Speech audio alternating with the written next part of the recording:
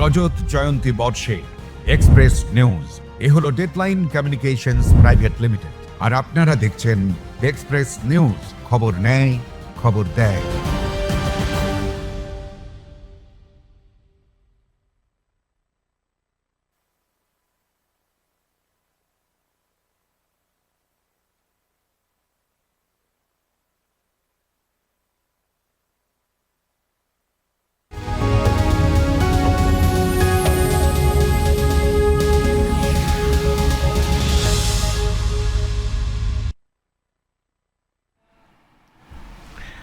নমস্কার।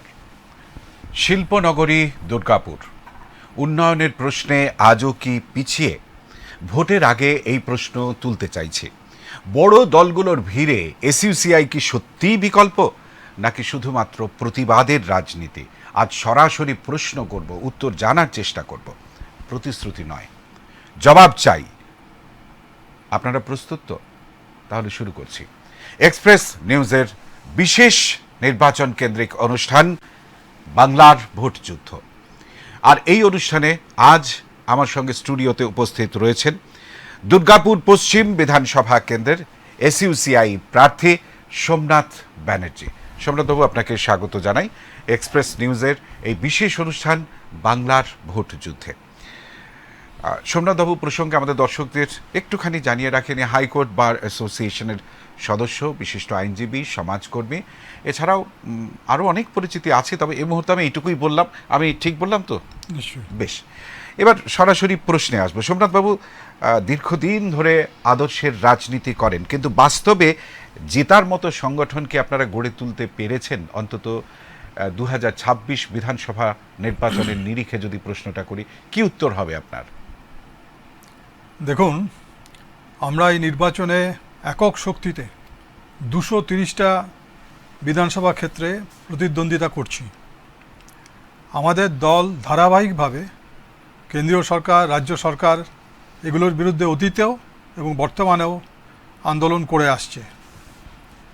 বর্তমানে তো বেকার সমস্যা, মূল্যবৃদ্ধি, আরও যে সমস্ত স্থানীয় সমস্যাগুলো আছে, তার সাথে একটা ভয়ঙ্কর সমস্যা, 91 লক্ষ বা তারও বেশি ভোটার ভোটার বা নাগরিকত্ব হারানোর আশঙ্কায় আজকে অনেকে আত্মহত্যা করছেন। প্রায় রোজই এই খবর ভেসে আসছে সংবাদপত্রে, ডিজিটাল মাধ্যমে, ইলেকট্রনিক মিডিয়ায়।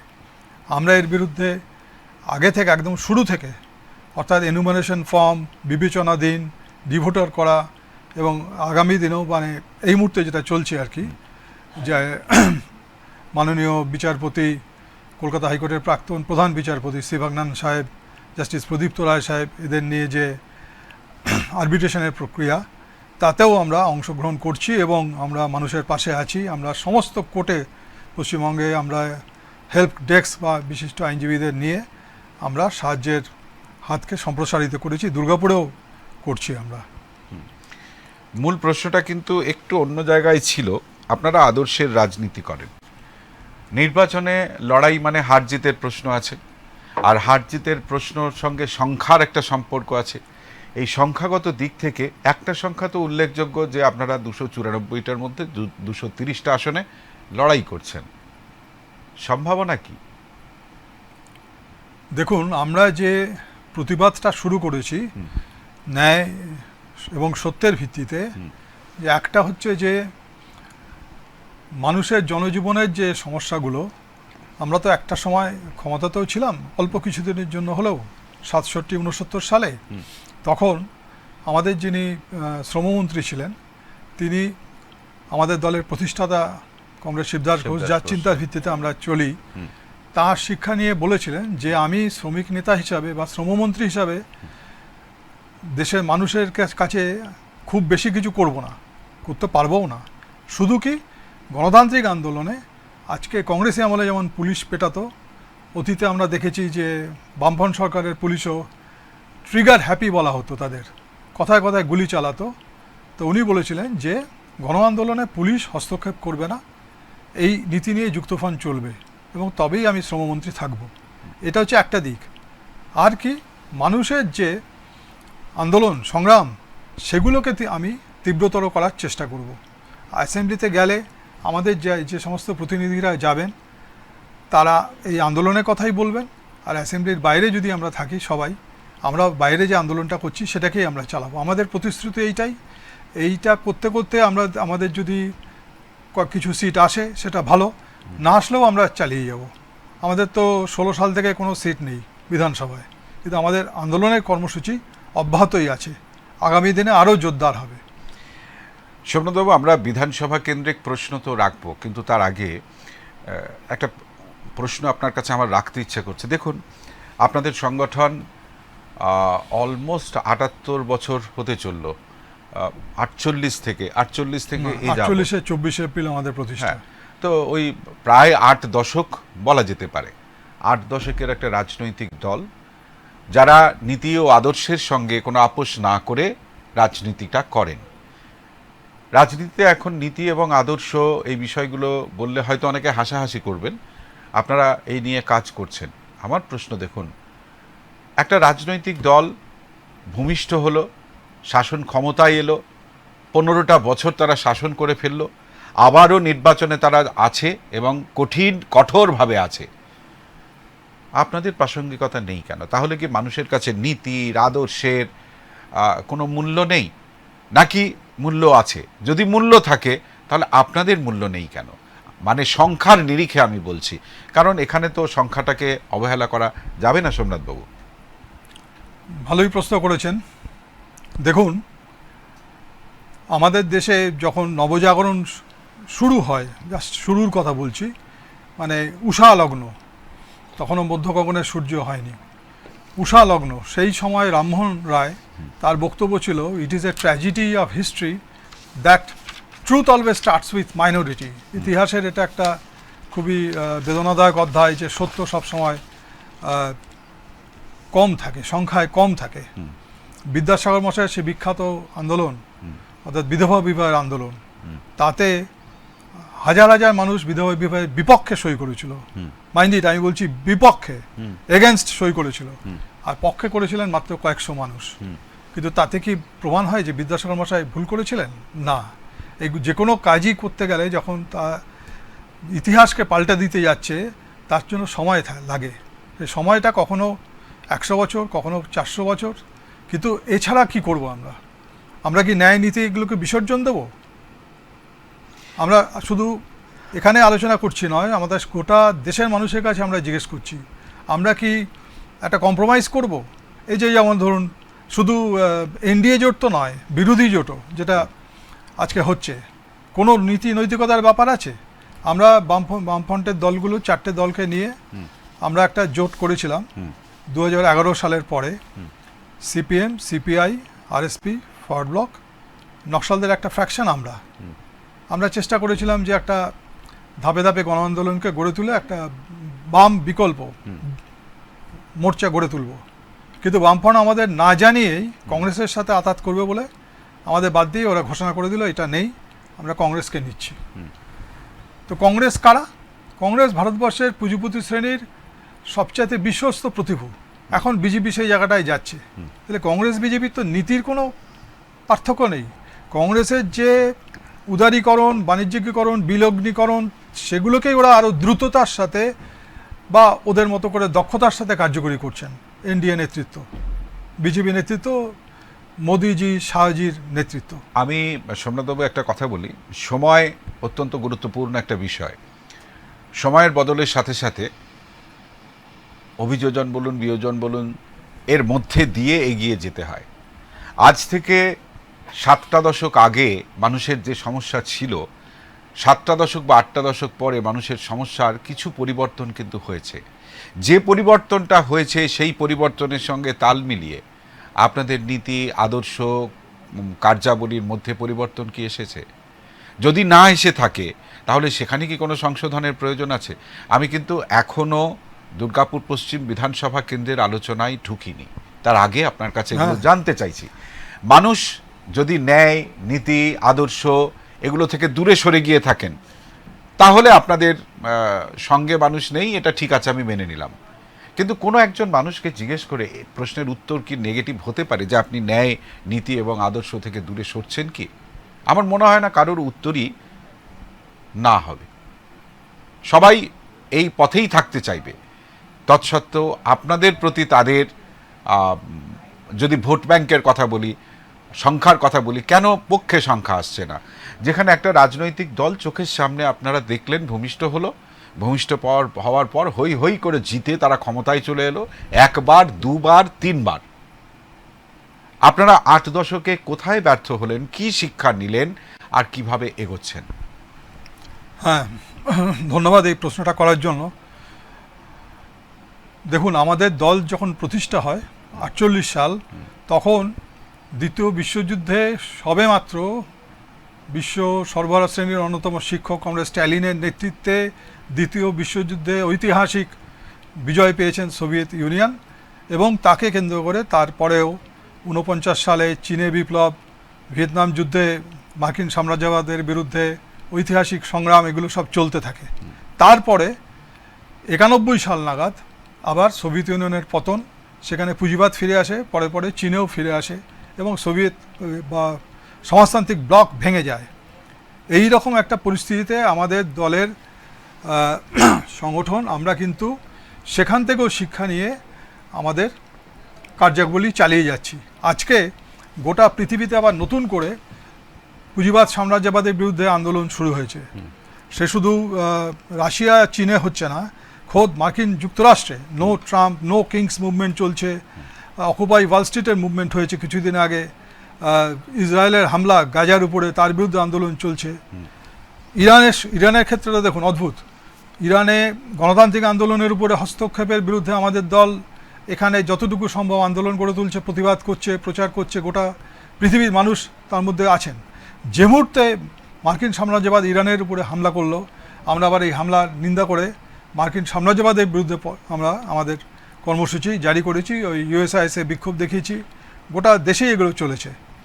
তো এইভাবে আমাদের দল চলছে, ন্যায় নীতির ভিত্তিতে, কখনো এগোনো হবে, কখনো পিছনো হবে, কিন্তু আলটিমেট ভিক্টরি মানুষেরই হবে। যেহেতু আমরা মানুষের পাশে আছি, আমরাও সেই জয়ের অংশীদার থাকব। সোমনাথবাবু, রাজনীতিতে রাজনৈতিক দলগুলো মানুষের পাশে আছে, থাকবে, এটাই স্বাভাবিক। আপনি যদি মানুষের পাশে থাকেন, তাহলে অন্য রাজনৈতিক দলগুলো কি মানুষের পাশে নেই? তারাও তো মানুষের পাশে আছে। না, আসলে এই থাকার মধ্যে পার্থক্য এটাই, মানুষ তাদের নির্বাচনী প্রক্রিয়ায় ভোটদান দিয়ে, জনমত দিয়ে তাদের বিধানসভায় পাঠাচ্ছেন, তাদের সংসদে পাঠাচ্ছেন। আমার প্রশ্নটা তো এখানেই, যে মানুষের পাশে থাকা সত্ত্বেও কেন মানুষ আপনাদেরকে পাঠাচ্ছেন না? যেখানে যে সমস্ত মানুষগুলো নীতি আদর্শ নিয়ে লড়াই করে, সেই মানুষগুলোকে কেন জনতা জনার্দন নির্বাচিত করছেন না? আমার তো মূল প্রশ্নটা এখানেই। ধন্যবাদ, এই প্রশ্নটার জন্য ধন্যবাদ দিচ্ছি আপনাকে, এবং এটা আলোচনা করার সুযোগ আমরা পেয়েছি। আলোচনা বলতে কি, আপনারা এক্ষেত্রে স্মরণ করতে হবে যে নির্বাচন কমিশনাররাই বলছেন যে ইলেকশন কন্ডাক্ট করে মানি পাওয়ার, মাসেল পাওয়ার। আমাদের দল মনে করে এর সাথে মিডিয়া পাওয়ার, মানি পাওয়ার, মাসেল পাওয়ার। শুধু সেশন সাহেবের এটা বক্তব্য নয়, এটা তো মাঝে মাঝেই ঝোলা থেকে বেরিয়ে আসে। কত কোটি টাকা কর্পোরেট লোন, কর্পোরেট ডোনেশন, কত কোটি টাকা ইলেকট্রাল বন্ডে টাকা পাচ্ছে, আর আমরা কিভাবে লড়ছি? আমরা 2 টাকা 5 টাকা করে মানুষের কাছে যাচ্ছি, চাঁদা চাইছি, সাধ্যমতো মানুষ দিচ্ছেন, আর আমাদের লোকবল স্বাভাবিকভাবেই কম, যেহেতু আমরা বিরোধী শক্তি, বিরোধিতা বা প্রতিবাদের মধ্যে আছি। যে কোনো ইস্যুতেই তো মানুষ আমাদের পরিত্যাগ করেনি। ধরুন বামফ্রন্ট আমলে তারা হুঙ্কার দিয়েছিল ইংরেজি তুলে দেবো, যেটা নেহেরু স্লোগান ছিল, ইংরেজি হাটাও, তারা তুলে দিল। তার বিরুদ্ধে প্রায় 20 বছর, 98 সালে আন্দোলন জয়যুক্ত হয়। যতুবাবু ঘোষণা করেন আমরা এটা ভুল করেছিলাম ইংরেজি তুলে দিয়ে। পাস ফেল তুলে দেওয়ার সিদ্ধান্ত তারাই তখন গ্রহণ করেছিল, এখনও সে আন্দোলন চলছে। আমরা বিদ্যুতের মাসুল বৃদ্ধির বিরুদ্ধে বহু আন্দোলনে জয় পেয়েছি, মানুষ আমাদের পাশে আছে। তো নির্বাচনের খেলাটা চূড়ান্ত প্রতীক, একটা পোলারাইজেশন, চূড়ান্ত প্রচার, কোটি কোটি টাকার খেলা, কিন্তু আমরা সেখানে নীতি নৈতিকতা বিসর্জন দিই। সম্রাটবাবু, নীতি আদর্শ বিচ্যুত হন, এ কথা তো কেউ চাইবেন না, আপনারাও চাইবেন না। আমরা চাইবো যে আপনারা এই পথেই চালিত হন। কিন্তু প্রশ্নটা, যখন আপনি সেশন সাহেবের এই বক্তব্যটা বললেন, মানি পাওয়ার, মাসল পাওয়ার, এটাই নির্বাচনে এখন একটা মুখ্য ভূমিকা রাখছে, তাহলে আপনারা লড়বেন কিভাবে যদি অর্থ এবং অন্য শক্তির কথা যেটা বললেন, মাসেল পাওয়ারের কথা বললেন, এটাই যদি মুখ্য হয়ে থাকে তাহলে তো আপনার কাছে খেলাটা হেরে যাওয়াই। আপনি আর জিতবেন কিভাবে যদি এই অর্থ বল, লোক শক্তি যদি না থাকে, তাহলে কিসের ভিত্তিতে আপনি লড়বেন? আপনি যখন সেশন সাহেবের ওই বক্তব্যটায় শিলমোহর দিচ্ছেন এবং আরও অনেকের কথা বললেন এবং নির্বাচনী প্রক্রিয়ায় ঝুলি থেকে বেরালো অনেক সময় এভাবে বেরিয়ে পড়ছে, তাহলে আপনারা কোন শক্তিতে নির্বাচনী আসরে অবতীর্ণ, যেখানে আপনার কাছে অর্থ নেই, লোকবল নেই, আপনি নির্বাচনে অবতীর্ণ হচ্ছেন শুধু কি জেনে শুনে ওই যে পক্ষের পরাজয় সে পক্ষ তেজিতে মরে করোনা আহ্বান, এটাই কি ব্যাপার? না, বিষয়টা হচ্ছে নির্বাচনের সময় একটা মানুষের মধ্যে রাজনীতির চর্চা থাকে। হ্যাঁ। আমাদের দল তো ঘোষণাই করেছে, এটা তো আমাদের মানে একটা ডক্ট্রিন যে নির্বাচনে গিয়ে কিছু হবে না, যেটা আমি বললাম সুবোধবাবুর ক্ষেত্রে, যিনি 67তে শ্রমমন্ত্রী ছিলেন। নির্বাচনে আমি যদি ক্ষমতাতেও আসতাম, আমি কি মানুষের সমস্যার সমাধান করতে পারতাম? না, এখানে আমূল সংস্কার দরকার, যেটা সমাজ পরিবর্তনের ভাষায় বলে বিপ্লব। আমূল পরিবর্তন, আমূল সংস্কার। নির্বাচনে এই ক্ষমতা যদি সংস্কার আনতে না পারেন, হেরে তাহলে কি সংস্কার আনবেন সোমনাথ বাবু? না, হেরা যেতে কোনো ইস্যু নয়, লড়াইয়ে পার্টিসিপেট করাটাই হচ্ছে বড়। আমাদের যদি এমপি একজনও এমপি থাকে, আমাদের দুটো এমপি থাকে বা এমএলএরা যদি থাকে, সেক্ষেত্রে তারা তাদের অ্যাসেম্বলির মধ্যে, সংসদের মধ্যে আন্দোলনের কথাটাই বলবেন। আচ্ছা, আন্দোলনের কথাটাই বলবেন। যেমন আমাদের 67 সালে আমাদের 7 জন এমএলএ ছিলেন, তারপরে 77 সালে 4 জন, 82 সাল থেকে 2 জন এমএলএ ছিলেন, 11 সালে 1 জন, 16 সাল থেকে আমাদের আর এমএলএ নেই। তারা যতদিন ছিলেন তারা আন্দোলনের কথাগুলো পৌঁছে দিতেন বিধানসভায়, এই দাবিতে তারা প্রতিবাদরত হতেন, কখনো ওয়াকআউট করতেন, এই কর্মসূচিগুলো তাদের ছিল। আচ্ছা, এবং সেটা কিছুটা প্রচারে আসতো। আমি প্রায়শই যখন যারা ভোট দেন তাদের সঙ্গে কথা হয়, গল্প হয়, আড্ডা দিই, আমি তাদের কাছ থেকে যা শুনি সে তারই খণ্ডিত অংশ আপনার সামনে তুলে ধরার চেষ্টা করছি। আপনারা বড্ড বেশি জাতীয় আন্তর্জাতিক সমস্যা নিয়ে আলোচনায় আগ্রহী। মূলগত যে সমস্যা আপনার লোকাল এরিয়া ধরে যদি বলি, এবার আমি আপনার বিধানসভা কেন্দ্রের মধ্যেই ঢুকছি, সেটা হচ্ছে দুর্গাপুর পশ্চিম বিধানসভা কেন্দ্র। এখানে মূল সমস্যা কি? এই সমস্যাগুলোর সমাধান করবার জন্য নিশ্চয়ই জাতীয় স্তরের ইস্যু, আন্তর্জাতিক স্তরের ইস্যু আলোচনায় এনে মানুষকে খুব একটা বেশি আগ্রহী করা যাবে না আপনার বক্তব্যের প্রতি। এটা আমার ধারণা, ভুল হতে পারি, আপনিই বলুন যে এই দুর্গাপুর পশ্চিম বিধানসভা কেন্দ্রে মূল সমস্যাগুলো কি রয়েছে, সেই সমস্যাগুলো সমাধান করতে গেলে মানুষ আপনাকে ভোট দেবেন, ঠিক কোন কোন ভিত্তিতে দেবেন, আপনি কি কি সংস্কার করতে পারবেন সেটা বলুন। এখন যদি বলেন জিতেও তো আমাকে আন্দোলনের কথাই বলতে হবে, সংস্কারের কথাই বলতে হবে, এ কথা বললে তো ভোটার কতটা আগ্রহী হবেন আমার সংশয় আছে। আপনি একটু আমাকে এটা পরিষ্কার করে বুঝিয়ে দিন তো প্লিজ। না, ঠিকই। একটা হচ্ছে যে জাতীয় আন্তর্জাতিক ক্ষেত্রে যে ঘটনা ঘটবে, ধরুন হরমুজ প্রণালী যদি বন্ধ থাকে, তার আঁচ আমার রান্নাঘরেও পড়বে। একদম একদম। আমি গ্যাসের সিলিন্ডার এখনো পেতে অসুবিধা হচ্ছে, 30-35 দিনের ব্যাপার থাকছে পাওয়া, এবং তার মূল্য বৃদ্ধি। তাতে এখন তো একটা জিনিস প্রকাশ্যে এসছে যে রাজ্য সরকার, কেন্দ্রীয় সরকারের ট্যাক্স এবং সেস কত প্রকাশ্যে মানুষ জানতে পারছেন। যদি শুধু ওটাকে আনা, রিফাইন করা এবং ট্রান্সপোর্ট করা, এর খরচার বাইরে তো খরচা হওয়ার কথা না, তাহলে দাম 500 টাকার নিচে চলে আসতে পারে। এইটা একটা বিষয়। আর একটা হচ্ছে দুর্গাপুরের ক্ষেত্রে আমরা লক্ষ্য করেছি, এবং দেখবেন আমাদের প্রচারপত্র আছে, কয়েকটা জিনিস আমরা লক্ষ্য করেছি। এখানকার দূষণ, আজকে রাজধানী দিল্লির যে দূষণ, যেটা নিয়ে মাঝে মাঝে অ্যাপেক্স কোর্ট তার মহান বিচারপতিরা বক্তব্য রাখেন, কিছু নিষেধাজ্ঞা দেন, এখানকার দূষণ তার সাথে কম্পারেবল না, কম্পারেবল নয়। এখন দুর্গাপুরের দূষণ দিল্লির থেকেও বেশি, আর কম্পেয়ার করবেন না, আর কম্পারিজন চলবে না। ঠিকই, আপনি সূত্র দিয়েছেন, এর জন্য ধন্যবাদ দিচ্ছি। দেওয়ালির সময়কার কথাটা আমি বলছি, যে যেখানে একেবারে ভয়াবহ অবস্থা, এখানে আরও বেশি, কিন্তু মানুষ এই ব্যাপারে আরও বেশি সচেতন হোক আমাদের এই প্রচারের মাধ্যমে, যেহেতু আমরা তুলেছি, আমরা সেটা আশা করব। এর সাথে আমাদের জল, পানীয় জল এবং দৈনন্দিন ব্যবহারের জল, মানে মাটির তলার জল তো তুলে ফেলাটা কোনো কার্যকরী কথা নয়, সেখানে খুব বুদ্ধিমানেরও কাজ একদম নয়। হ্যাঁ, বিভিন্ন রকম যে দূষণ, ফ্লোরাইড দূষণ, আর্সেনিক দূষণ, তার থেকে আছে। সারফেস ওয়াটারটাই ব্যবহার করার দরকার। এবং আমরা দুর্গাপুর ব্যারেজের শুধু সংস্কার নয়, বিকল্প ব্যবস্থা, অজয়কেও জলের সোর্সকে তার নাব্যতা বৃদ্ধি করে যাতে বিকল্প একটা থাকে। এই কিছুদিন আগে যখন ব্যারেজ ভেঙে গেছিল, ব্যারেজের লক গেট ভেঙে গেছিল, কি ভয়ঙ্কর অবস্থা হয়েছিল দুর্গাপুরে, মানে জল কিনে খাওয়ার মতো জলও নেই। এইগুলো আমরা তুলেছি, সোচ্চার হচ্ছি। এর সাথে গণপরিবহন ব্যবস্থা দুর্গাপুরে বিপর্যস্ত সেই বামফ্রন্ট আমল থেকে। একটু খোলসা করে বলুন তো। দেখুন, এখানে- দূষণের কথা আপনি যখন প্রসঙ্গটা তুললেন, আমি আপনাকে বলি যে প্রত্যেকটা রাজনৈতিক দলই কিন্তু দূষণের প্রসঙ্গ তুলছে এবং অত্যন্ত গুরুত্বপূর্ণ সমস্যা। এটাকে মানুষ এখনো পর্যন্ত অনেকে আশু সমস্যা মনে করছেন না, কিন্তু ব্যক্তিগতভাবে আমি মনে করি এটা শিল্পনগরী দুর্গাপুরের একটা আশু সমস্যার মধ্যে অন্যতম। পানীয় জলের সমস্যা বললেন, এটাও সব রাজনৈতিক দলগুলো মেনে নিয়েছে, ইভেন শাসক দলও এটা মেনে নিয়েছে। প্রশ্ন তো থাকবে, আমার শাসক দলের প্রতিনিধির সঙ্গে যখন এই বিধানসভা কেন্দ্রের শাসক দলের প্রতিনিধির সঙ্গে কথা হবে, নিশ্চয়ই এই বিষয়ে জানতে চাইব। এরপর যে সমস্যা সেটা হচ্ছে কর্মসংস্থানের সমস্যা। না, পানীয় জলের ক্ষেত্রে একটা বলি যে হ্যাঁ, বলুন। দুর্গাপুরে যেরকম ভাবে জলের ট্যাক্সও রয়েছে, যতটুকু জল আসে হ্যাঁ। সেই বামফ্রন্টের আমল থেকে, হ্যাঁ, একদিকে ম্যাকনামারা ফিরে যাও বিশ্ব ব্যাংকের বিরুদ্ধে স্লোগান, এবার তাদের নির্দেশেই জলের এই ভয়ঙ্কর ট্যাক্স, অস্বাভাবিক ট্যাক্স, হ্যাঁ, এরকম হার কোথাও বোধহয় আছে কিনা আমার জানা নেই। একটু ট্যাক্সটা হ্যাঁ। পরিসংখ্যান দিয়ে বোঝাতে পারবেন কম্পেয়ার করে অন্য কোনো জায়গার হ্যাঁ। সঙ্গে? যেমন আপনার কাছে কি এখন ডেটা আছে এ নিয়ে? এই মুহূর্তে ডেটা নেই, কিন্তু আমরা তো নিজেরা তবুও দুর্গাপুরে যা দৈনন্দিন তথ্য জীবনে আছে সেটা আমরা একটু ফেস বলুন। করছি। হ্যাঁ। মাসে 70 টাকা একটা ছোট ফেরুলের কানেকশনের জন্য দিতে হবে। আচ্ছা। কানেকশন নিতে গেলে 11,000 টাকা। এইরকম ভাবে রেট অন্যান্য জায়গায় আছে নাকি?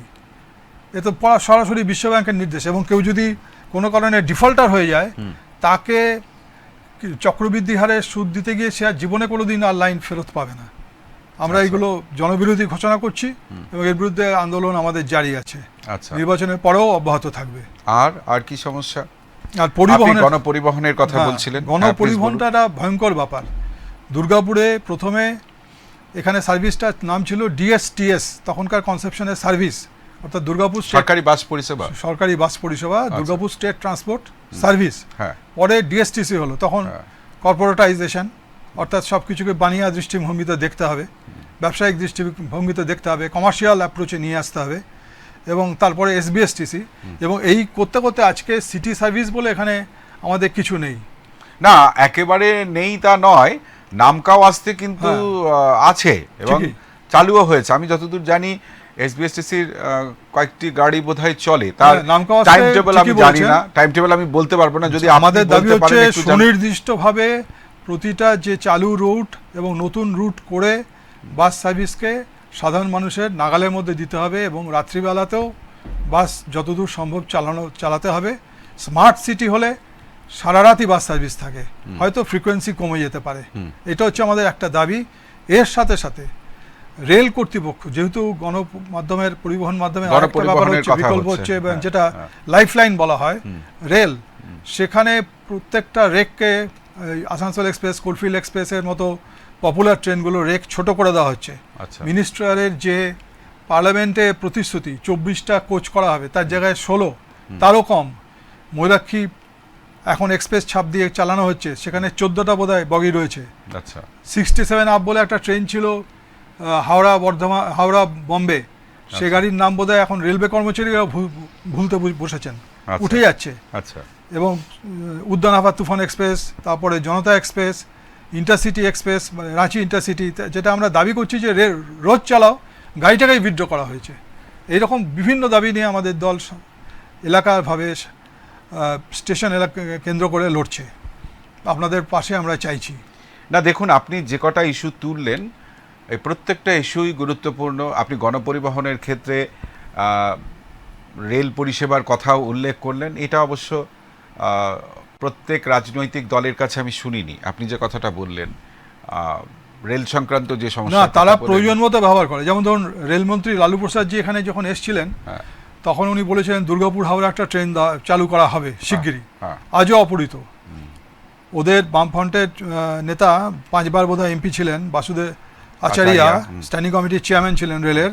তিনি এসে বলেছিলেন এখানে রেকের জায়গা পাওয়া যাচ্ছে না, রেকটা কোথায় রাখা হবে। আমরা দেখিয়েছিলাম যে কংগ্রেস অধিবেশনে নেহেরু সাহেব যখন এসেছিলেন, তখন সাগরভাঙার দিকে রেক রাখার জায়গা ছিল, সে যদি এনক্রোচ হয়ে থাকে তা সেটাকে ভ্যাকেট করে ব্যবস্থা করুক। গাড়ি রাখার জায়গা পাওয়া যাবে না, তার জন্য ট্রেন চালু হবে না, এটা কোনো কথা নাকি, কাজের কথা? দেখুন, এই এনক্রোচমেন্টের কথা বলছেন যখন, তখন আমি আরেকটা সমস্যার কথা আমার মাথায় আসছে। সেটা হচ্ছে এখানে দখলদারি সমস্যাটা কতখানি। প্রমোটিং সংক্রান্ত বিষয় তো আছেই, অবৈধ দখলদারির প্রসঙ্গটাও আমি আপনার কাছে জানতে চাইছি। শিল্পনগরী দুর্গাপুরে কতখানি সমস্যা? না, আমরা বলেছি তো যে দুর্গাপুর স্টিল প্ল্যান্টের যেমন সম্প্রসারণ করার কথা আমাদের ইউনিয়নেও দাবি করেছে, আমরাও দাবি করছি। হ্যাঁ, করতে হবে, করার দরকার আছে। কিন্তু যারা দীর্ঘদিন ধরে প্রায় 25 বছর 30 বছর বা তারও বেশি বাস করছেন, তাদের বিকল্প বাসস্থানের জায়গা ব্যবস্থা করেই বার করতে হবে। এরকম বহু জমি সরকারের রয়েছে। দাবি করছি বলেই কি দাবি আদায় হবে, নাকি যে প্রেক্ষাপট থেকে দাবিটাকে আরো জোরদার করা যায় সেরকমই কিছু পদক্ষেপ করা প্রয়োজন? হ্যাঁ, আমি শুধু দাবি করছি বললে পরেই কি দাবি আদায় হবে?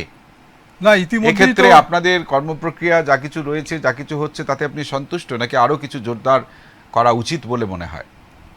না, আন্দোলনের কর্মসূচিকে তো আরও জোরদার করতে হবে, সাধারণ মানুষের মধ্যে যেতে হবে, প্রচার করতে হবে, সাধারণ মানুষের অংশগ্রহণ করাতে হবে, মানুষকে আনতে হবে, টেনে আনতে হবে। ইতিমধ্যেই তো ওই দুর্গাপুরের মেন গেট, ওল্ড কোর্ট এলাকার মানুষকে নিয়ে আমাদের কিছু কিছু কর্মসূচি হয়েছে। আমাদের ইউনিয়ন আপনি মানুষকে টেনে আনার কথা বলছেন, টেনে আনবেন কিভাবে? আপনার তো অর্থবল নেই, লোকবল নেই, কি দিয়ে টানবেন? সাধারণ ভালোবাসা দিয়ে টানতে হবে, মানুষের সাহায্য নিয়ে টানতে হবে। এই যে বললাম আমি, আমরা 2 টাকা 5 টাকা চাঁদা তুলে আমাদের কাজ চলে। আপনি যে কটা সমস্যার কথা উল্লেখ করলেন আপনার এই দুর্গাপুর পশ্চিম বিধানসভা কেন্দ্রে, প্রত্যেকটাই মানুষের দৈনন্দিন জীবনের সঙ্গে জড়িত। তাহলেও মানুষ কেন নেই? আপনি এবারে নির্বাচনে কি আশা করছেন দুর্গাপুর পশ্চিম বিধানসভা কেন্দ্র থেকে, যেখানে রাজনৈতিক প্রতিপক্ষ হিসেবে তৃণমূল কংগ্রেস, বিজেপি, কংগ্রেস, বামেরা সশক্ত প্রার্থী রয়েছে? এগুলোকে তো ছোট দল বলতে পারবেন না। এখন ধরুন বামেদের দলটাকে, এটাকে ছোট বলতে পারবেন না, তাদেরকেও ফুৎকারে উড়িয়ে দিচ্ছে শাসক দল বা এই মুহূর্তে রাজ্যের বিরোধী দল। ও কোনো ফ্যাক্টরি নয়, কোনো গুরুত্বই দিচ্ছে না। সেখানে এসইউসিআই কতখানি গুরুত্ব পাবে মানুষের কাছে? যতটা এই কথাটা বোঝাতে পারবে যে আসলে রাজনীতি দুটো, একটা হচ্ছে শাসক শ্রেণীর রাজনীতি, আর একটা হচ্ছে শোষিত শ্রেণী সাধারণ মানুষের রাজনীতি। আমরা এই রাজনীতি করি, সেটা যতটা আমরা বোঝাতে পারবো তত বেশি আমরা সফলতা। ব্যর্থতা তো তাহলে আপনাদেরই, বোঝাতে পারছেন না, অস্বীকার করবেন। এখানে এইটা তো একদিন দুদিনে হবে না, কতদিনে হবে বলি আপনাকে মহাভারতের এই আজকাল তো খুব আলোচনা হয় মাঝে মাঝে, মহাভারত যুদ্ধের একটা গল্প, মহাভারত যুদ্ধের কথা আনলে গল্প বলি। এবং তৃণমূল সুপ্রিমো যখন কৌরব এবং পাণ্ডবের লড়াই বলে এবারে নির্বাচনটাকে আখ্যায়িত করছেন, আমি তখন মহাভারতের প্রসঙ্গই আপনার এই ইন্টারভিউতে আনবো, আপনার দল প্রসঙ্গে। আপনি বলুন। মহাভারত যুদ্ধ চলছে, একদিকে কর্ণ লড়ছেন, আরেকদিকে অর্জুন লড়ছেন। একদিকে ভীষ্ম লড়ছেন, একদিকে অর্জুন লড়ছেন, আর সারথি তো আপনারা জানেন শ্রীকৃষ্ণ। এবার লড়তে লড়তে ভীষ্মের তীর আসলো অর্জুনের রথে, একটুখানি ছোট্ট একটু ডিস্টেন্স, ধরুন 2 ফুট 4 ফুট পিছিয়ে গেল। তখন কৃষ্ণ বললেন, মহাভারত যুদ্ধেই ব্যাখ্যা আছে, মহাভারতেই ব্যাখ্যা, যে বাবা ভীষ্ম, তোমার মতো বীর ত্রিভুবনে আর নেই। তখন অর্জুন একটু মনক্ষুণ্ণ হলেন যে এটা কিরকম ব্যাপার, আমি এত এত করছি, আমি এত বড় যোদ্ধা, এত বড় ধনুর্ধর, আমি এত দূর আমার সামনে আমি এত দূর ছুটি মানে উড়িয়ে দিচ্ছি। এইটা করতে করতে তখন শ্রীকৃষ্ণ এটা বুঝে, উনি তো মানে মহাভারতের যা ব্যাখ্যা অন্তর্যামী, উনি বুঝতে পারলেন, বুঝে উনি নেমে গেলেন রথ থেকে। এইবার ভীষ্ম আরেকবার তীর ছুড়লেন, তখন অর্জুনের রথ গোটা ত্রিভুবন, মানে মহাভারত বর্ণিত ত্রিভুবন ঘুরছে, স্বর্গ মর্ত পাতাল। তখন শ্রীকৃষ্ণ বুঝলেন, বলছেন যে বুঝলে সখা কেন ওনার প্রশংসা করেছিলাম? তখন অর্জুনও মাথা নিচু করলেন। তো এই যে যেটা বলছিলাম যে money power, muscle power, electoral bond, corporate bond, যেগুলো আমাদের বামপন্থীরাও গ্রহণ করেছেন, তারা নিজেরা স্বীকার করেছেন। তো আমি শুধু বিজেপি তৃণমূলের কথা বলছি না, কংগ্রেসের কথা বলছি না। তো তার বিরুদ্ধে মানুষের কাছে চাঁদা গিয়ে আমাদের দলকে তো বলাই হতো হাসতে হাসতে যে কৌটোনাড়া পার্টি। তো আমাদের এই যে লড়াই যতটুকু আমরা লড়তে পারি। আমি একটা কথা বলি, কৌটো নেওয়া পার্টির কথা যদি বলেন, শুধু আপনারা নয়, 34 বছর শাসনকারী দলের হিসেবেও এটা ওই একটু মেঘ ডাকলো, বৃষ্টি হলো, কৌটো নিয়ে বেরিয়ে পড়লে এ ব্যঙ্গ তো শুনেছেন, আপনি শোনেননি, জানেন না, এরকমটা তো নয়। শুধু আপনাকেই যে বলা হতো এরকমটা তো, আপনাকে I mean to say your দল, তো এটা তো বলা হতো, এটাকে এত গায়ে মাখার কিছু নেই, বলুন। না, আমরা সাধারণ মানুষের উপরে প্রত্যেকটা ক্ষেত্রেই ভরসা রাখছি। এবারও নির্বাচনে আমাদের এই প্রচারপত্র আমরা দিচ্ছি, আপনারা এগুলো পড়ুন। আমাদের একটা 10 টাকা দিয়ে আমাদের একটা বই, আমাদের সেটা সবাইকে মানে মূল্যহীনভাবে দেওয়ার ক্ষমতা নেই। আমরা বলছি আমাদের কেন আমরা লড়ছি, ব্যাখ্যা করে বলছি, এবং এখানেও আপনারা আমাকে সুযোগ দিয়েছেন এখানে আমাদের বক্তব্য রাখার জন্য। আপনাদের ধন্যবাদ। এক্সপ্রেস নিউজ মিডিয়া যে ফোরাম, তার সাথে দীর্ঘদিন ধরেই আমরা এই সুযোগগুলো পেয়েছি। আর আরেকটা কথাও বলছি যে সোমনাথবাবু, সত্যি আরেকটা কথা বলি। না, আমি আপনার কথা শোনার জন্যই তো আমরা বসেছি, আমাদের দর্শকদের সামনে এই অনুষ্ঠান উপস্থাপিত করছি। দেখুন, আপনি যখন এই কথাটা বললেন, আমি এক্সপ্রেস নিউজের তরফে দায়িত্ব নিয়ে এই কথাটুকু শুধু বলতে চাই যে বাইনারি যেটা সেট হয়ে আছে, আমরা সেটাই সব মনে করি না। এই কারণেই বলছি, প্রত্যেকটি রাজনৈতিক দল যারা গণতান্ত্রিক প্রক্রিয়ায় ভোট গ্রহণের মাধ্যমে নির্বাচিত হয়ে আসছেন, প্রত্যেকে সমান গুরুত্বপূর্ণ।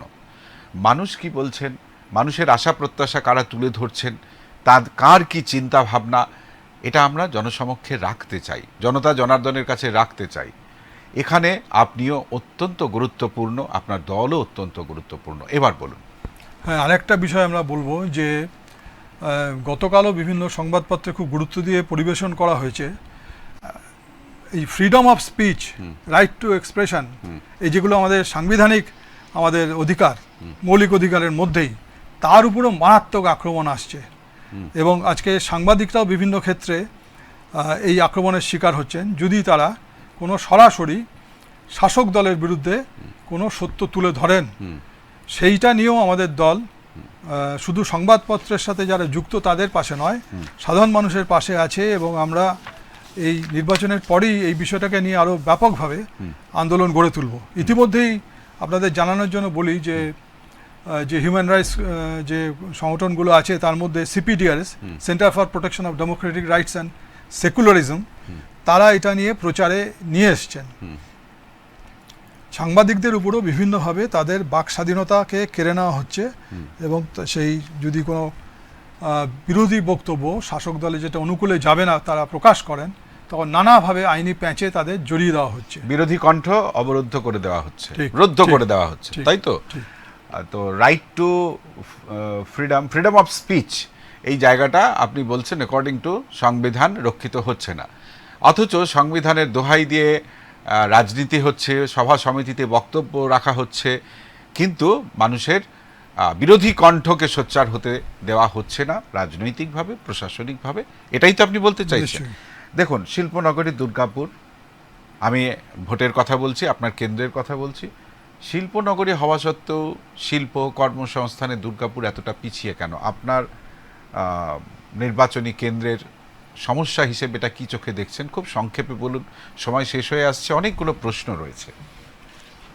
দেখুন, বন্ধ কলকারখানা খুলতে হবে এই দাবি তো প্রত্যেকটা রাজনৈতিক দলই করে, কিন্তু যারা করে, যারা ক্ষমতায় থাকে, তারা কখনোই এটা খোলার ব্যাপারে সোচ্চার হয় না, সচেষ্ট হয় না, সক্রিয় হয় না। যেমন ধরুন এমএমসি, আমাদের এখানে একটা প্রাইম কারখানা ছিল, তারপরে আমাদের এফসিআই, ওজিপি নতুন প্রজন্ম তো এরপরে জানতেই পারবে না যে ওজিপি বলে একটা কারখানা ছিল, বিওজিএল, ভারত অপথ্যালমিক গ্লাস লিমিটেড। সমস্ত রাষ্ট্রায়ত্ত শিল্প বন্ধের কর্মসূচি একদম 90 সাল থেকে, 90 সালের আগে থেকেই নেওয়া হয়েছিল। 91 সালে সেটার ব্লুপ্রিন্টটা আরও কার্যকরীভাবে চলে। বর্তমান যে রুলিং ডিসপেনশন বলা হয়, শাসক দল, তারা সেগুলোকে আরও সুচারুভাবে করে চলেছেন। এর বিরুদ্ধে ব্যাপক আন্দোলন গড়ে তোলা ছাড়া কোনো উপায় নেই। আবার পাশাপাশি আরেকটা ঘটনা যেটা দীর্ঘমেয়াদী ক্ষেত্রে আমি বলতে পারি, যে পুঁজিবাদী ব্যবস্থায় যে বর্তমানে যে সিস্টেমটা রয়েছে, সেখানে নতুন কলকারখানা হওয়ার কোনো জায়গাই নেই। কারণ পুঁজিবাদ, এটা ট্র্যাডিশনালি আমরা বলে আসি, তার নিজের কবর নিজে খোঁড়ে। মানুষের ক্রয় ক্ষমতা কমে যাচ্ছে, কারখানাটা কিসের জন্য তৈরি করবে ওরা, বা উৎপাদনই বা করবে কি করে, করার কোনো জায়গা নেই।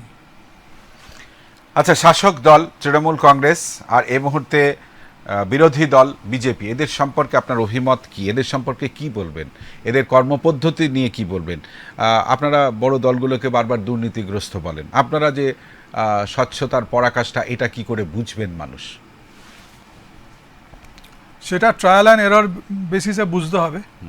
আমরাও তো ক্ষমতায় ছিলাম, ওই যে বললাম 67, 69 অল্প দিনের জন্য হলো আমরা সৌরভবাবু, ছিলাম। কিছু মনে করবেন না, আমরা ক্ষমতায় ছিলাম বহুদিন আগের গল্প হ্যাঁ, হয়ে আগে গেছে। তো বটেই, বলো, আজকের কথা 67 বলুন। হ্যাঁ, বলছি তো আজকের 69 প্রজন্ম 67 এর কথা যদি বলেন, মানে 6 দশকের শেষের কথা যদি বলেন, আজকে সেই ভোটারের পরিসংখ্যান যদি নিই, তার তুলনায় আর মিডল এজের সংখ্যা অনেক বেশি। না, আমরা যে দেখুন 6 দশক, 7 দশক, 8 দশকের গল্প করে আজকের প্রজন্মকে আপনি বোঝাতে পারবেন না, তারা রিলেট করতে পারবেন না, বিশ্বাস করুন। আমি এখানেই আপনার কাছে প্রশ্ন, যে আপনারা বড় দলগুলোকে বলেন দুর্নীতিগ্রস্ত, আপনাদের স্বচ্ছতা প্রমাণ করবার পরাকাষ্ঠাটা কি, মানে মিটারটা কি, কোন পরিভাষা দিয়ে মাপা যাবে যে আপনারা স্বচ্ছ? আমরা যে যেমন তেমন করে কোনো আসন সমঝোতা করে নির্বাচনে অংশ নিচ্ছি না, এটাতেই এটা একটা বোঝার ব্যাপার। আপনারা সমঝোতা করছেন না, না কেউ আপনার সঙ্গে সমঝোতা করছে না, সেটা বলুন তো। আমাদের কাছে তো বামফ্রন্ট 2001 সালে আমাদের কাছে ওপেন পাঠিয়েছিল, 2026 কথা বলুন। হ্যাঁ, 2011 সালে তৃণমূলের সাথে আমাদের আন্ডারস্ট্যান্ডিং ছিল যে বামফ্রন্টকে উৎখাত করার জন্য আমরা তৃণমূলকে সমর্থন করেছিলাম। যখন যার সঙ্গে পারেন সুবিধা মতো হলে করে সমঝোতা করে নেবেন। কি করে তা ওটা তো ধারাবাহিক একটা আন্দোলন, সিঙ্গুর নন্দীগ্রাম আন্দোলন, আচ্ছা, তার ধারাবাহিকতায় গেল। এবং আমরা বললাম যে আজকের কথা বলুন সোমনাথ বাবু প্লিজ, 2026-এ দাঁড়িয়ে কোথায় এখন আপনাদের অবস্থান? আমরা একক শক্তিতেই লড়ছি সারা দেশে। আচ্ছা, এইটা কি হাস্যকর নয়? বিপুল ভোটে জয়যুক্ত করুন, আপনারা প্রচারে বলছেন তো। বলছি মানুষ যেখানে নেই সেখানে বিপুল ভোটে জয়যুক্ত করার প্রশ্ন আদপে হাস্যকর নয়? আমরা মানুষের উপরে আস্থা রেখেই বক্তব্য রাখছি। আমরা জানি যে মানুষের জীবনের যে সমস্যাগুলো মানুষ যখন বুঝতে পারবে, নির্বাচনে গিয়ে কিছু তাদের আখেরে সুরা হবে না। যদিও শেষের দিকে আপনারা এমনভাবে তুলবেন প্রচারটা যে মানুষ মনে করবে যে নির্বাচনে আমাদের ক্ষমতায় এসে যাবে, আমাদের চাকরি বাকরি অনেক কিছুই সমাধান করে ফেলবে, কিন্তু আলটিমেটলি কেউই কিছু করবে না। আপনারা সেই আস্থাটা রেখে অন্য দলগুলোর কথা বলছেন তো? হ্যাঁ, নিশ্চয়ই। হ্যাঁ, বেশ, বলুন। আমরা সেই আস্থাটা মানুষের উপর রেখেই আমরা বলেছি আপনারা চুজ করে নিন এসইউসিআইকে, আর কিছু না হোক আপনাদের দাবিটাকে অ্যাসেম্বলির মধ্যে এসইউসিআই কন্টেস্টিং ক্যান্ডিডেটরা তুলে ধরবে, যদি তারা রিটার্ন হয়, জয়ী হয়। দেখুন, ভালোবাসা বলুন, আস্থা বলুন, বিশ্বাস বলুন, এগুলো না দুটো এন্ড থেকে হতে হয়। মানে দ্বিমাত্রিক না হলে বিষয়টা জমে না। আপনি আস্থা করছেন, মানুষ আপনাকে আস্থা করছে না। এবার বলুন তো সম্পর্কটা হবে কি করে? একটা সম্পর্ক তো হতে হবে। এখানে আপনি মানুষের প্রতি আস্থা দেখালেন, মানুষ আপনার প্রতি যদি আস্থা না দেখান, তাহলে আপনার দেখানো আস্থাটার মূল্যটা কি? আদবে কি সেই আস্থাটার কোনো পরিসংখ্যানগত ভিত্তি আছে?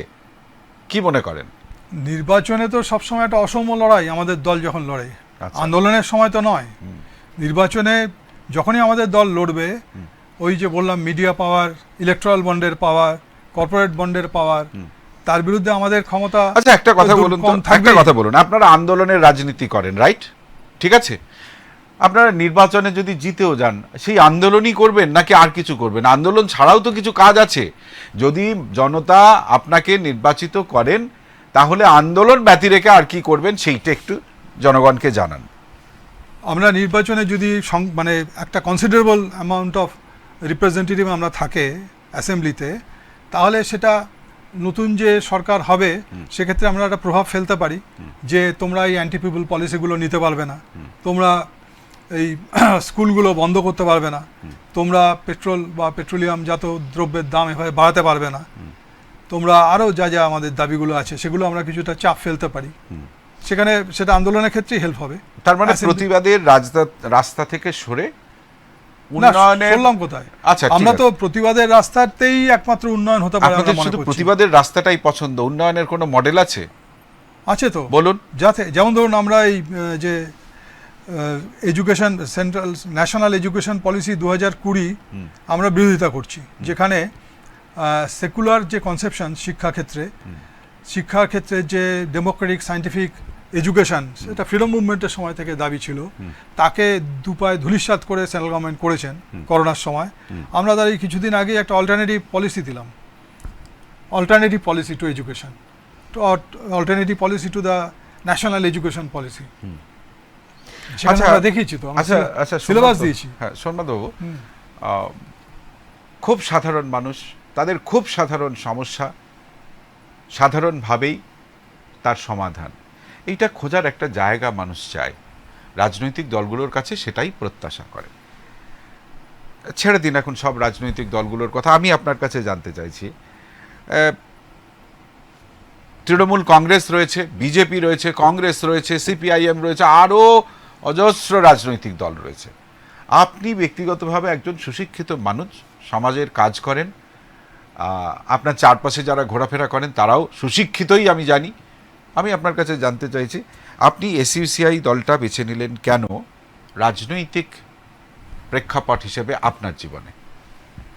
না, সেটা তো বহুদিন আগের কথা। আমার ব্যক্তিগত জীবনে 70-এর দশকের শেষে আমি তখন কলকাতায় মাধ্যমিক পাশ করে কলকাতায় পড়তে গেছিলাম আশুতোষ কলেজে।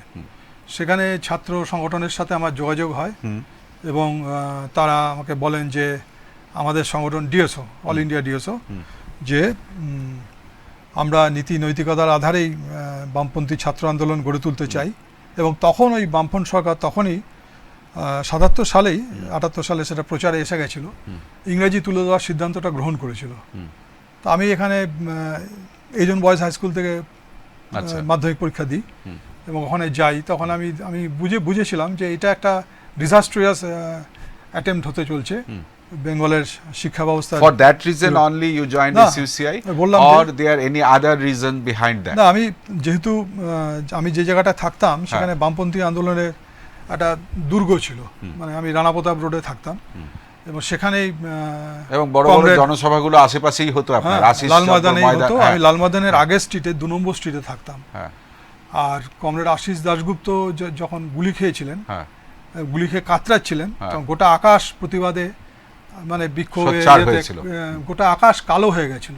তখন আমার মাত্র 5 বছর বয়স ছিল, 66-এ ঘটনা। তো সেইটা আমার স্মৃতিতে খুব ছিল। আর তারপরে ভিয়েতনাম যুদ্ধ, সেটা নিয়ে মিছিল, বামপন্থীদেরই মানে ব্যাপারটা ছিল মূলত, তাতে এসইউসিআই সরাসরি নয়, কিন্তু আমি সেটাতে এমনি উদ্বুদ্ধ ছিলাম। আমাদের তৎকালীন পরবর্তীতে জীবনে কখনো আক্ষেপ হয়েছে যে আমি এই রাজনৈতিক দলের সঙ্গে যুক্ত, এখানে আমার যোগ দেওয়াটা ঠিক হয়নি, বা অন্য কোনো রাজনৈতিক মতাদর্শে দীক্ষিত হলে হয়তো রাজনৈতিক উচ্চাকাঙ্ক্ষার জায়গা অনেকটা পূরণ হতে পারতো, এরকম ব্যক্তিগতভাবে আপনার কখনো মনে হয়েছে? না, দেখুন, এটা আমি বুঝতে পেরেছি যে আমার পার্থিব কিছু কিছু জিনিস আমি কম পেয়েছি এখানে এই রাজনীতির সাথে যুক্ত হওয়ার জন্য, কিন্তু মানুষের সাথে যে ভালোবাসা পেয়েছি, মাথা উঁচু করে যে দাঁড়াতে পারছি, সেটা এই রাজনীতি করার জন্যই আমি পেরেছি। বেশ, এর জন্য আমার গর্বের ব্যাপার। বেশ, আপনার রাজনৈতিক যাত্রার কথা শুনলাম, আপনার দলের কথা হবে আর মহিলাদের কথা হবে না, দলে মহিলাদের ভূমিকার কথা হবে না। আমার শহর দুর্গাপুর পশ্চিম বিধানসভা কেন্দ্র, এই বিধানসভা কেন্দ্রের মহিলাদের স্বার্থে আপনার দলের চিন্তাভাবনা, আপনার দলে মহিলাদের নিয়ে ভাবনা চিন্তা, এই বিষয়টা জানতে চাইছি, কারণ যে কোনো আন্দোলন তার পুরোভাগে মহিলাদেরকে সবসময় দেখেছে আপনাদের আন্দোলনে। তো এই দিকটা নিয়ে একটু বলুন। আর দুর্গাপুর পশ্চিম বিধানসভা কেন্দ্রে আপনারা নির্বাচনে মহিলাদের স্বার্থে কি কাজ করতে চান, কি প্রতিশ্রুতি দিতে চান, সেটাও একটু উল্লেখ করুন। সময়টা একেবারে শেষ হয়ে এসেছে। নারী নির্যাতন তো এখন একটা সারা দেশের ইস্যু। সে আসারাম বাবু থেকে আরম্ভ করে সবাই এই আরজিকর কাণ্ডে নির্যাতিতার মাও প্রার্থী হয়েছেন কেন্দ্রের শাসক দলের পক্ষে, সেটা নিয়েও একটা প্রচার চলছে। তা আমরা মনে করি যে মহিলাদের আত্মসম্মান, মর্যাদাবোধ তাকে রক্ষা করতে হবে, নারী নির্যাতন বন্ধ করতে হবে এবং সামগ্রিকভাবে মহিলাদের শিক্ষা উপরে জোর দিয়ে তাদেরকে কিছুটা স্বনির্ভর হওয়ার দিকেও এগিয়ে নিয়ে যেতে হবে, কিছু প্রয়োজনে রিজার্ভেশন রেখে। আপনার কাছে আমার শেষ প্রশ্ন, সোমনাথবাবু, সোমনাথ ভট্টাচার্য, দুর্গাপুর পশ্চিম সোমনাথ ব্যানার্জি, দুর্গাপুর পশ্চিম বিধানসভা কেন্দ্রের এসইউসিআই প্রার্থী। আমি আপনার কাছে আজকের অনুষ্ঠানের শেষ প্রশ্ন রাখার আগে 30 সেকেন্ড সময় দিচ্ছি। আপনাদের ভোটারদের উদ্দেশ্যে যদি আপনি কিছু বলতে চান বলে নিন। আপনাদের প্রত্যেকের কাছে আমার আবেদন, আপনারা ন্যায় এবং সত্যের পক্ষে দাঁড়ান। ন্যায় এবং সত্যের পক্ষে যদি দাঁড়ান, তাহলে আপনাদের আজকে হয়তো আপনারা পার্থিবভাবে কিছুটা লুজার হবেন, কিন্তু আগামী দিনে আপনাদের কোনো আফসোস থাকবে না। তাই বামপন্থী সংগ্রামী সাথী, গণ আন্দোলনের পাশে আপনারা দাঁড়ান। বেশ। সোমনাথ ব্যানার্জি, দুর্গাপুর পশ্চিম বিধানসভা কেন্দ্রের এসইউসিআই প্রার্থী, তার সঙ্গে আমরা কথা বলছিলাম। খুব ভালো লাগছিল আলোচনাটা। আর একটু দীর্ঘায়িত করতে পারলে ভালো হতো, কিন্তু সময়ের বাঁধন রয়েছে, আমরা আর এগোতে পারবো না। পরবর্তীতে আবারও আলোচনার অবকাশ থাকবে। আর আজকের অনুষ্ঠানের শেষ প্রশ্ন আমি আপনার কাছে রাখতে চাইছি। আমি একজন মধ্যবয়স্ক যুবক, আমি আপনার বিধানসভা কেন্দ্রের ভোটার। আমাকে বলুন আমি আপনাকে কেন ভোট দেব? সেটাই তো এতক্ষণ বললাম, এতক্ষণ যা বলেছি তার মধ্যেই আছে যে যেখানেই এসইউসিআই ক্যান্ডিডেটসরা আছেন তাদেরকে আপনারা নির্বাচিত করুন, তাহলে আপনারাও জিতবেন, শুধু সেই ক্যান্ডিডেট জিতবে না। আর অন্য ক্যান্ডিডেট জেতার পরে ধীরে ধীরে আপনাদের নিজেদের মনে হতে থাকবে না যে এই ক্যান্ডিডেটটা জিতেছে, আমরা হেরে গেছি। অনেক ধন্যবাদ। বাংলার ভোটযুদ্ধ এই অনুষ্ঠানে আমরা কথা বলছিলাম দুর্গাপুর পশ্চিম বিধানসভা কেন্দ্রের এসইউসিআই প্রার্থী সোমনাথ ব্যানার্জির সঙ্গে। আজ বাংলার ভোটযুদ্ধ এখানেই শেষ করব। আপনারা দেখতে থাকুন এক্সপ্রেস নিউজ, খবর নেয়, খবর দেয়। নমস্কার। আপনাকেও ধন্যবাদ দিচ্ছি যে